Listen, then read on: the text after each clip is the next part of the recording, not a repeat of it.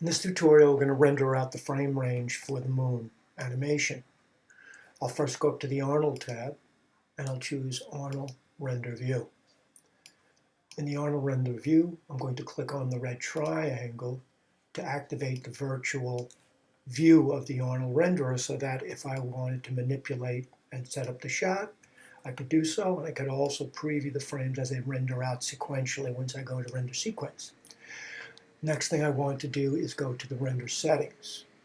I'll click on the little Hollywood clapboard with the blue gear below the word deform, and in my render settings, I'll go first to the common tab. I'll name my animation sequence, and very important, I want to make sure the image format is a TIFF. That will give us the alpha channel we'll need to composite this into our final movie, which will be made in After Effects. I'll next go down and choose frame padding. I'm going to change that to 3. And directly above the frame padding is frame animation extension. The very last choice available to you is the one that After Effects will understand. I'll click on it. I'll scroll down. Now, in this particular project, the moon is a much smaller element in the context of the composition. Saturn is much larger, the moon is smaller. We're doing that to imply space and distance. So I've changed my presets to 640 by 480. It will make the file smaller and it will render quicker.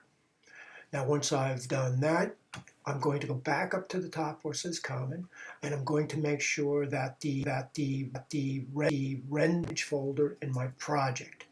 If it's not going to my project, I would go over to File, and I would go down to Set Project, and then I would choose the folder that I was rendering, and I would see in the directory the name of the folder I want to direct it to, and then I would hit Set.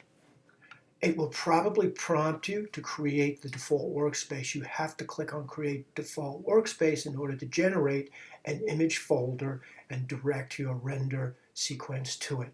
So I would hit Create Default Workspace. The next thing we're going to do is we're going to go to Arnold Renderer, and we're going to set under the sampling the camera to 3, diffuse through volume indirect as 2. I'm going to close it out, and now I'm ready to render. I put my cursor somewhere in the middle of the interface, hold down the space bar, go to Renderer, and click on Render Sequence.